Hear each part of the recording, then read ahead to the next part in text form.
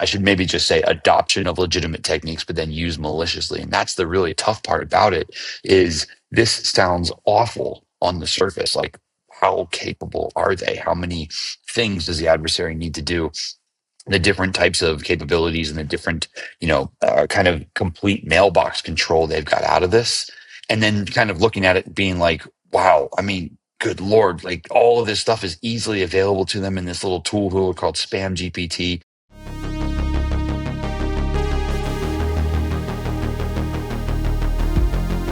Welcome to the Cybersecurity Defenders Podcast Weekly Intel Chat.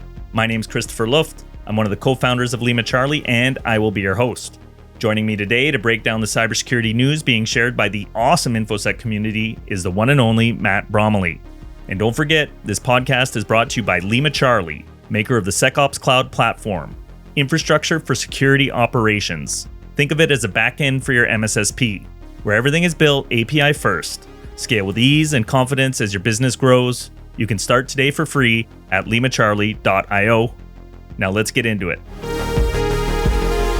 How you doing today, Matt Bromley? It's good to see you again. Hey, Chris, what's going on? How you doing, sir? It's great to see you as well. I am yet again in another locale with a different background behind me here. I won't say where. We'll keep it a little bit of a secret. I know you know where, but I'm not going to reveal it to our guests just yet. Maybe I'll say it a little bit later, but nonetheless, it's great to see you as always. I'm starting to catch a feeling that fall is in the air in a lot of places, but it looks like there's some heat waves going on. And Chris, I don't like to talk about the weather too much. Hint, I like to talk about it all the time. But I was reading the other day that there is a giant blob of hot air over the Pacific Ocean. And in addition to all the exciting stuff we're covering today, I'm just not sure how to handle this right now. Do what I do. Get off social media and just focus on the work in front of you and try not to think about things. Fair point. Yeah. Sadly, part of my work is thinking about what's going on. So let's get into it because I think we got a lot of stuff to cover today and some of it's really interesting. So the one I want to talk about first is a recent investigation by the U.S. Secret Service that claims to have uncovered a massive swatting infrastructure centered around New York City. The operation supposedly began after a spike in hoax emergency calls targeting political figures, including Rep. Marjorie Taylor Greene, Senator Rick Scott, and members of Trump's post-election transition team. These calls didn't result in any actual violence, but the agency says they represent a serious operational risk. In response, a relatively new unit called the Advanced Threat Interdiction Unit was tasked with finding the source. According to officials, the investigation led to a network of more than 100,000 SIM cards and 300 SIM servers spread across rented spaces in the NYC metro area. The implication is that this infrastructure could rapidly generate anonymous encrypted phone traffic, allegedly capable of sending messages to every phone in the US in 12 minutes, or even overwhelming New York's cellular network entirely. The story raises a lot of questions. For example, if this network was as powerful as claimed, why are there no named suspects or arrests and no specific attribution beyond vague suggestions about cartels or foreign governments? Now, before I let you loose on this, I just got to say, I saw the pictures and they look very scary to somebody who doesn't, know much about computers and stuff. But right away, it just looks like a voiceover service for bad guys that probably they pay in crypto and stay anonymous. So when you get those texts on your phone telling you to click on a link, that's where it's coming from. I don't think it is the big organized boogie band that they're making it out to be. Yeah, Chris, I'm in agreement with you. I feel like I've probably received quite a few text messages from these servers and these SIM cards before without knowing their exact numbers, of course. There's an amazing, and again, we don't like to compliment threat actors or adversaries here, but there's an amazing feat that goes into setting all this up and making it work. I mean, looking at some of the pictures here, Chris, this is like bare bones operation. It's like someone rented an apartment and just threw the equipment on the floor and whatnot. And was just like, if it works, it works, right? Packs of SIM cards stacked up against the windowsill and everything like that. Looking at a server room here that is a little bit more organized. These actually look like casino chips to me, but they are, in fact, pretty advanced servers. First off, Chris, the thing that I'm very curious about is if you were to walk next to this thing, how much alleged 5G, 4G radiation would your body get? That was my first thought, is like, wow. But in a very real sense, I agree with you. I think we're just looking at the farming of those like silly text messages, those, scammer calls, and we're probably looking at what one of those operations looks like in mass. And, we're getting a clear picture at like what spam, or I should say text and phone spamming actually looks like. We've talked about, like, I think you've mentioned how these, call center might have been used for swatting. Some other forms of, I'm going to call it like fake phone calling or spoofing and things like that. And interestingly enough, it's leading to like some, really interesting findings. I mean, technically capable of sending a message to every phone in 12 minutes, overwhelming the New York City cell phone landscape if need be. I mean, it's pretty, it's a pretty intense operation here, but I'm in agreement with you. I think we're just seeing spam en masse, spam operations in spam, if you will. Yeah, and I don't want to make light of it. Like this is infrastructure that supports criminals doing illegal things, and some of it can be very dangerous. Like people get killed during swatting events and stuff like that. So for sure, they're bad guys. It should be taken out of the system. But I just don't think it's this like foreign government funded nefarious, operation to take down the cellular network while everybody's in town for the UN thing. So I just wanted to make that distinction there. We hope not. Yeah, we hope not. And of course, the sensitivity of this case comes out and is released right around the time that the UN's having their General Assembly. Folks, let me just be honest, between Chris and myself, and I will happily speak for both of us, just because we speak chronologically about things in an associated time frame does not mean they are related. All right. And if you'd like a clear example of that, Chris and I recorded an episode, and the next day after someone recorded an episode, someone somewhere in the world won the lottery. It was not because our episode did they win the lottery, but we would both like to think that we carry a lucky charm with us. But no, these two things are not related. It is just simply an interesting technical feat. And to Chris's point, we're not here giving the threat actors compliments, nor are we trying to take away the potential severity here. But it does feel a lot like this is the source of all that spam that we have to deal with. Because I'll tell you, Chris, my phone is overloaded daily with these types of calls, and they're calling from all over the world. But there's a lot of US numbers where I'm like, I don't think that's really you. Yeah, I got 2 texts today reminding me to deposit money into my bank account. So I get texts money, thank you. I get multiple texts from Coinbase daily asking me to call and verify that my verification code is correct. And I'm like, I don't think so. All right. We can move on from that one. Next up, I have Checkpoint researchers are tracking an Iran-linked cyber espionage group known as Nimbus Manticore, which appears to be expanding its operations into Western Europe.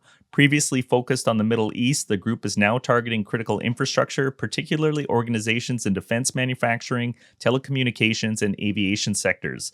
Recent targets include entities in Denmark, Portugal, and Sweden.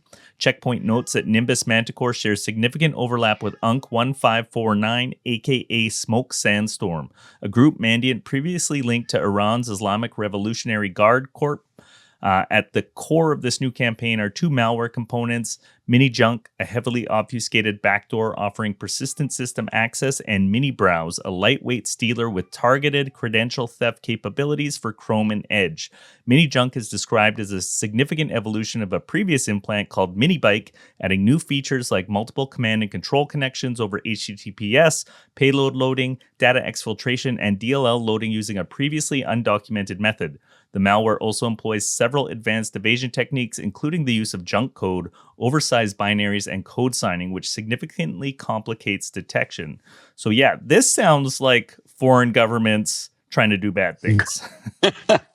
This feels a little more like our speed, Chris. This is what we're used to talking about, right? No, in an interesting and real sense. First off, can we just draw attention to the Nimbus Manticore name here? I mean, jokes and fun stuff aside, what an interesting logo. Checkpoint folks, I do want to give you actually a hat tip because this is an awesome blog post. Really, really technical, well documented, and just scrolling, like, look at how much content is in here. It's awesome to see. So thank you for sharing that with us. As Chris mentioned, there's a few kind of key pieces of malware that are part of this campaign, or the updates to this campaign, if you will. Really interesting infection chain where we can kind of see, a pretty lengthy chain of a, job application coming in through a phish, leading to a malicious survey that then leads to some legitimate files that copy and sideload and things. And next thing is we've got a backdoor DLL in place, communications out to, here's the scary part, Chris, Azure websites and Cloudflare domains, yet another evasive technique. And then, as you mentioned, some crazy technical capabilities that make the malware a little bit harder to analyze, or a little bit, I should say more evasive capable, if you will. Multi-stage sideloading, inflated binary sizes, valid digital signatures, and compiler level obfuscation that make it really difficult for regular advanced analysis. And Chris, I'm with you on this one. This sounds like someone went through a lot of steps to make sure you're not going to catch us. You're not going to find us. You're not going to figure out who we are. As you mentioned, there are some links between UNC 1549 or Smoke Sandstorm with Nimbus Manticore, which is an Iran Nexus APT group. That, of course, may give us insight into what the group's objectives might be. But interestingly enough, and I'm looking at some of the phishing links in there, some of the phishing links actually appear to be Airbus or like Fly Dubai websites. So that actually ends up leading the victim to a fake job-related login page, which then subsequently delivers the infection chain.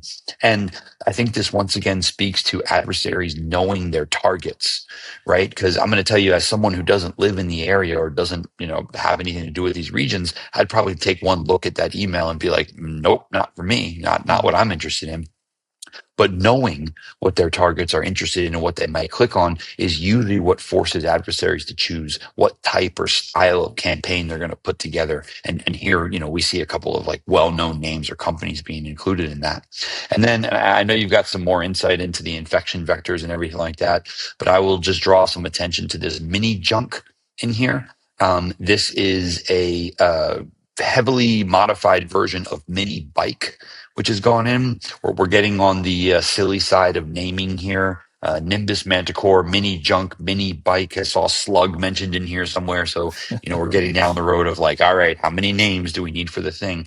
But a very increasingly technical piece of malware. But interestingly enough, there is a technique in here, or I should say a routine, which I wanted to quickly draw attention to. When the main logic starts, the backdoor checks if the running executable is called megautoplay.exe, which means it's looking to determine if it is running after the setup from its permanent working directory, which then prevents fatal exits or allowing other threads to run in case of a crash. And I mean, just some really interesting evasive techniques built in. And Chris, I know you're going to talk about the C2 a little bit further and some of the obfuscation that goes into play, but a second hat tip to the Checkpoint team, because an awesome blog post, lots of great technical information. And maybe the last thing I'll mention or draw attention to, looking down at the bottom, quite a few IOCs for my blue teamers and my defenders to drop in place to detect some of this and determine if you've seen any of this activity inside of your environment. But Chris, you've got some more technical details, I believe, on how this thing does what it does. Yeah, okay. So from Checkpoint, they're also highlighting that both malware components implement compiler-level code obfuscation, meaning the code is modified automatically during compilation to frustrate analysis. Researchers had to overcome several layers of complexity, such as control flow obfuscation, opaque predicates, encrypted strings, and obfuscated function calls. These features not only reduce detection rates, but also dramatically slow down reverse engineering efforts. Each generation of the malware observed shows refinements, indicating an iterative development cycle and long-term operational commitment from the hackers. Initial infection vectors remain consistent with earlier campaigns, highly targeted spear phishing emails crafted to impersonate HR recruiters from well-known aerospace and defense firms like Airbus, Boeing, and Rheinmetall. Victims are tricked into visiting fake job portals with unique credentials and URLs for each target, ensuring tight control and tracking. Once logged in, a zip archive is downloaded, initiating a multi-stage sideloading process to install the malware and achieve persistence. This campaign structure, combined with digital certificate abuse and strong OPSEC, reflects an advanced threat actor focused on long-term access and intelligence collection. Checkpoint's advisory includes IOCs that defenders can use to identify potential compromises. So yeah, serious stuff, not really affecting us in this part of the world, but over in the Middle East, this is pretty serious stuff, and much scarier to me than the SIM spoofing we just looked at. And absolutely, and as you mentioned too, this blog post also highlights that the adversaries are moving into different parts of Europe. If I'm not mistaken, I think you mentioned Sweden, Portugal, and Denmark, which only goes to show that they're comfortable kind of expanding their scope or expanding their their target reach, if you will, which is always an interesting sign from an adversary and means that they feel confident enough to be able to maintain access and go after targets in those jurisdictions. So if you're in that, if you're in that part of the world, definitely watch out, because this group is, showing signs of they're not afraid to head over there too. The next one we have is targeting macOS users, which I feel like 2 years ago was everywhere, and it's kind of been quiet for a while. So refreshing to see this come back to the top of the pile. So a new wave of malicious advertising is targeting macOS users by impersonating widely used software and services through search engine ads. One of the latest victims is LastPass, whose brand was used in fake advertisements shown prominently on Google and Bing. When clicked, these ads directed users to fraudulent GitHub pages offering what appeared to be official LastPass macOS installers. Instead, users were tricked into downloading Atomic Stealer, also known as Amos Stealer, a credential harvesting malware tailored specifically for macOS. According to LastPass, the campaign appears to use SEO and paid search manipulation to position the malicious links at the top of search results. The 2 fake GitHub repositories involved have since been removed, but the impact may already be widespread. The goal of the attackers is clear: deploy Atomic Stealer to extract credentials, likely from browser and local password stores. To support broader detection and mitigation, LastPass published indicators of compromise and confirmed they are actively pursuing takedown and disruption efforts in coordination with security partners. Yeah, this stuff's always scary, because if you're not paying attention and Googling stuff, especially something like LastPass, where there's so much trust involved, it can do a lot of damage. Yeah, luckily there's been plenty of good industry representation and presence here, and I'm looking at some insight from CrowdStrike and Trend Micro on the I should say stuff that's kind of related to the Atomic Mac OS Stealer, which has been kind of formed or renamed or maybe affectionately referred to as Amos Atomic Mac OS Stealer. And it's great that we have these acronyms to help us keep track of things. Yeah, and I think that's kind of tying and bringing these things together. What we're seeing here is, I think, just an advancement or a development in how adversaries are doing what they're doing, right? And just different ways of kind of distributing it. As you mentioned, Chris, despite attempts to raise awareness, people have continued to use things at a high enough scale that it still creates an issue. But the interesting thing that I got out of this article, and I'm reading directly from the Ars Technica one from Dan Gooden here, after Apple added a detection to Gatekeeper, which is the built-in macOS malware protection, adversaries started using a new method that bypassed it. The new method, which I think you've got some more insight into, Chris, masquerades as a CAPTCHA by copying the text of a string and pasting it into the Mac terminal window, which then downloads and installs the malicious DMG with no intervention. This bypass technique has actually been around for quite a while. So adversaries are going to continue to milk it for success while they can. And I think there's a little bit more detection capability that needs to go in it. It's glad to see some of the EDR vendors have kind of tacked on and figured out, how Amos is being used and what some of the campaigns look like. Trend Micro's got a really good dump on the entire full infection delivery chain, how the adversary does what they do, maintaining persistence, privilege escalation, stealing credentials and whatnot. So this would definitely be an area where I would recommend blue teamers, defenders. If you have Mac in your environment and you've got a lot of users who may have, various levels of permission, or this is something you're worried about, definitely go through and make sure you've got visibility in place. 1, 2, also make sure you've got detection rules in place too. I'm kind of scrolling down to the bottom, hoping that we'll be able to encounter some detection rules and kind of an interest between different C2 domains and things to look out for. So I would highly recommend blue teamers and defenders. This is your chance to maybe get ahead of this if you haven't seen it yet in your environment, and deploy detections to catch it. Mm-hmm. And what makes this campaign particularly dangerous is that LastPass is not the only impersonated brand. Other affected software and platforms include 1Password, Dropbox, Notion, Thunderbird, Gemini, Obsidian, TweetDeck, Basecamp, Sentinel One, wow, Shopify, Hootsuite, SalesLoft, and Robinhood. In each case, attackers use prominent, legitimate-looking ads to lure users into downloading what appeared to be official installers hosted on GitHub. Once executed, the malware installs a disguised version of Atomic Stealer.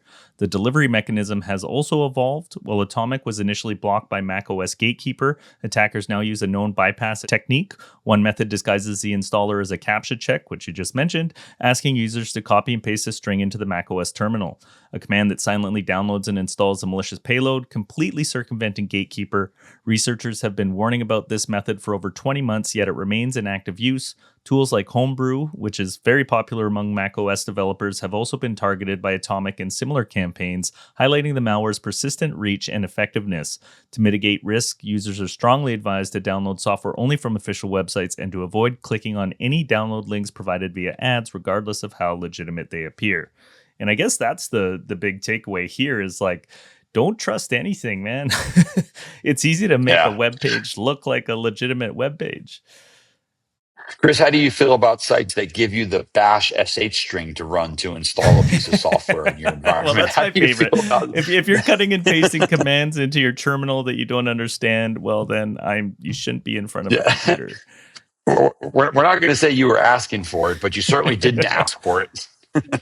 Yeah. Or maybe you should be on a Chromebook that's locked down. That's probably the best. There we go. Everybody. There we go. Oh, gosh. Bye-bye productivity. No comment. All right. This next one I was fascinated by, and I think it's sort of in the theme of all the new AI stuff that we've been seeing coming out from threat actors, and just another indicator of how fast the race with this new technology is going. So there's a new tool called SpamGPT, and it's effectively lowering the barrier to entry for large-scale spam and phishing campaigns. It was discovered by researchers at Varonis. SpamGPT is a purpose-built email marketing platform modeled closely after legitimate CRMs, but designed specifically for cybercriminals. Its GUI mimics enterprise-level campaign dashboards, allowing attackers to craft, schedule, and monitor spam or phishing operations with minimal technical knowledge. Integrated AI tools assist in generating phishing content, refining subject lines, and optimizing campaigns for better delivery and engagement rates. What sets SpamGPT apart is how fully featured it is. SMTP and IMAP configurations are built into the platform, and attackers can bulk import stolen or cracked SMTP credentials, validate them with built-in tools, and rotate servers to avoid throttling or IP bans. The system even includes real-time deliverability testing.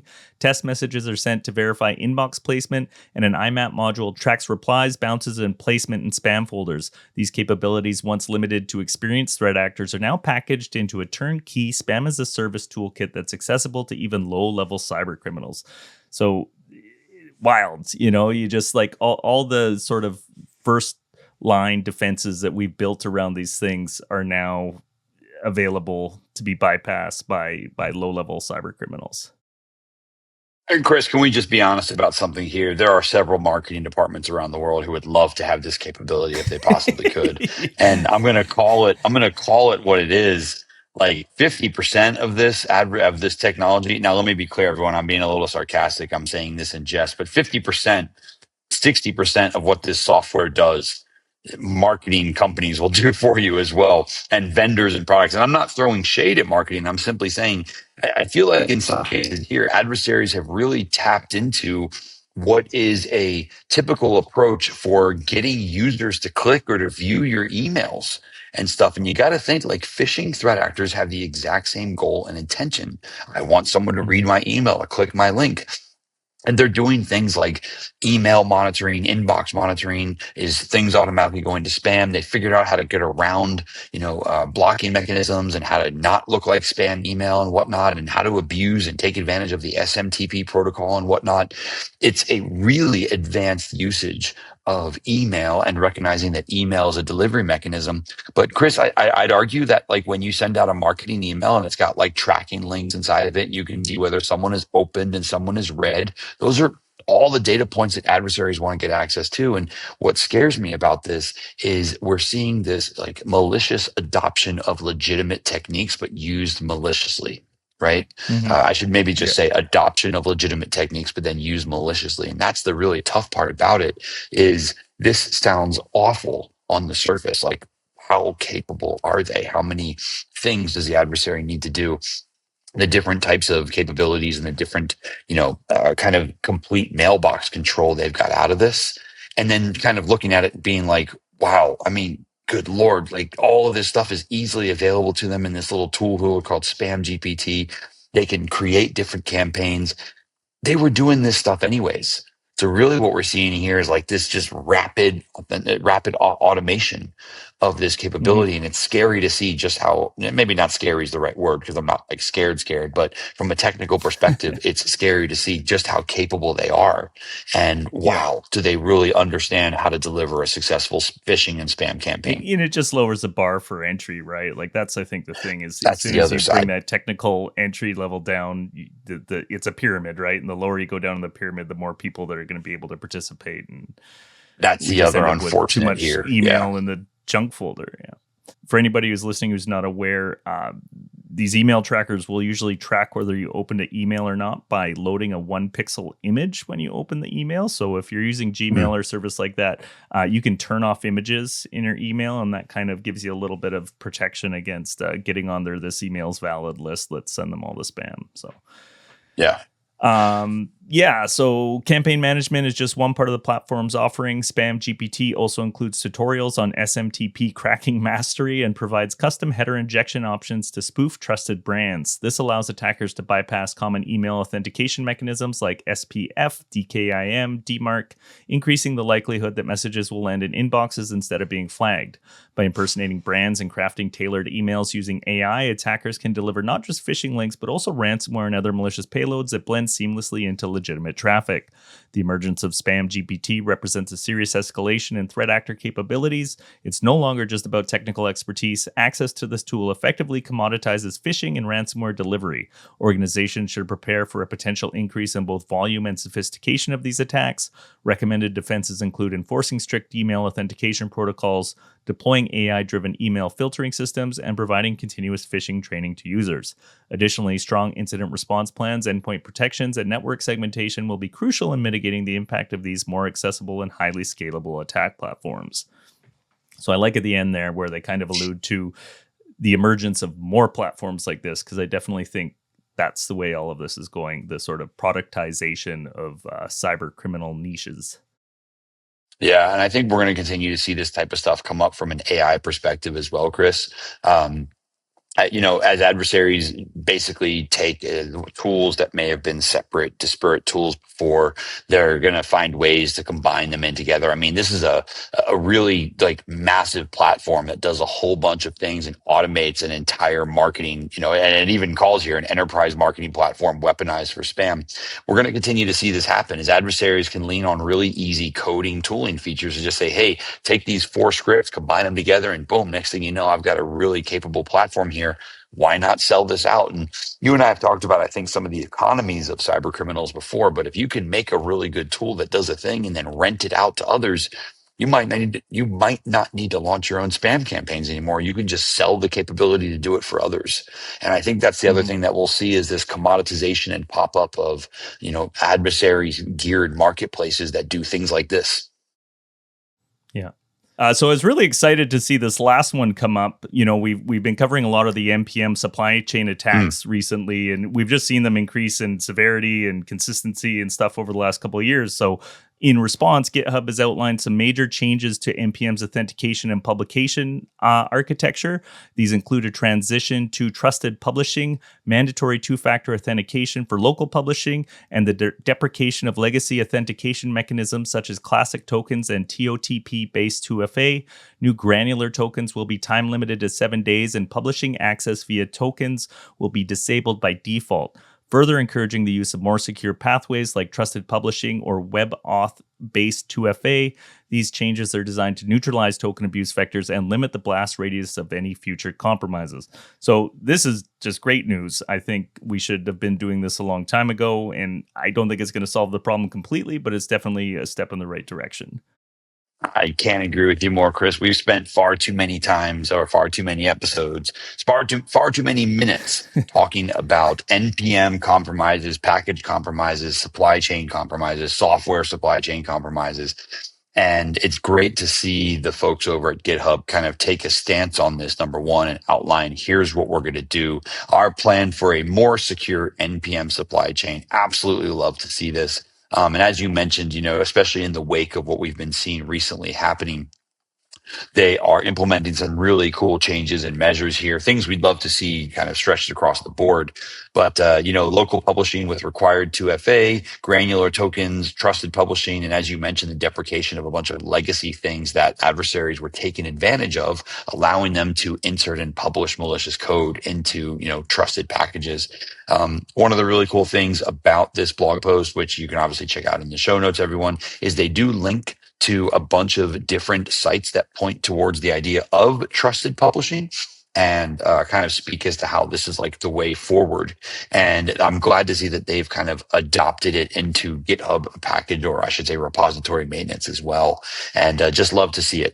Anytime you and I can talk about law enforcement taking down a threat actor, or tools or sites like GitHub implementing new security measures that can help secure the security of the software supply chain, I'm all for it. I'm right there with you. I think you've got a little bit more information about the trusted publishing side of things, but I'm excited to see this one. I'm glad it made our list this week. Yes, sir. So trusted publishing, originally adopted by PyPy and later expanded to other ecosystems, including RubyGems, Crates.io, and now NPM and NuGet, is emerging as a standard for secure package distribution. By removing the need for API tokens and CI/CD pipelines, it closes off a major attack vector used in recent supply chain intrusions. GitHub is no longer treating trusted publishing as an optional feature. Instead, it is urging projects to adopt it proactively, noting that attackers are increasingly exploiting delays in security upgrades. While adoption will require some workflow modifications, GitHub is planning a staged rollout with accompanying documentation and migration guides to ease the transition. In the meantime, NPM maintainers are advised to take immediate action, migrate to trusted publishing, enable and enforce WebAuth-based 2FA, and lock down, write, and publish permissions across accounts and organizations. These are not one-time efforts, but components of an ongoing shift towards a more secure, community-driven ecosystem. GitHub's posture indicates a strong preference for shifting the burden of security left into developer tooling and workflows and away from reactive mitigation. The broader takeaway is that securing the software supply chain is now a continuous collaborative responsibility. And yeah, I just love that because, open source software especially is critical infrastructure. If you think about how much of that is running some components of everything. Yeah. Same boat. I'm with you too. And anytime we see kind of an industry-wide, or maybe I should say a code-base-wide or project-based implementation for security, it's just better for everyone, Chris, because for folks who don't know, they're going to start to go down the correct paths and they're going to look and say, all right, what is the best practice? Let me implement that best practice. We'll hopefully see documentation changes. We'll see shifts in the way that tokens are handled and the way multi-factor authentication is handled. And hopefully it will just start to make that part of the industry much more secure. Yeah, and it's just going to raise the baseline expectations for people. So when new companies are launching, they're not going to have these token-based authentication methods available because it's easier. They're going to start with, good security, which I think benefits all of us. 100%. And I'm hoping it will be less NPM compromise stories we talk about. Fingers crossed that we don't have as many, but I don't know. We'll see. Maybe adversaries will figure out a different place. AI ones. Yeah, we're not going to get away from that, but that's okay. I'm all right with shifting towards that. I just don't want to see NPM packages. I had to do a lot of work to fix some of those compromised packages. I don't want to go down that road again. We've done these already. Let's get on to the next thing, right? Awesome, man. Great talking to you again, Matt. I'll see you again next week. As always, thanks, Chris. Take care, sir. And we'll see where Matt is in the world next week when we have our next session. Thanks, then. Take care. Okay. Bye. And that brings us to the end of another Intel Chat. You can support this show by sharing your favorite episodes with a friend, or subscribing and giving us a rating, or leaving a comment on your chosen podcast platform. If you want to be part of the conversation and access the intel we talk about in real time, you can join our community forum at community.limacharlie.io. Thanks for listening in, and we'll see you on the next one. The Cybersecurity Defenders podcast is hosted and produced by Christopher Luft. The show is co-produced and edited by Sam Blake with graphics by Amr Al-Khatib. Sponsored by LimaCharlie, scalable infrastructure for your security services. Visit limacharlie.io to get started for free.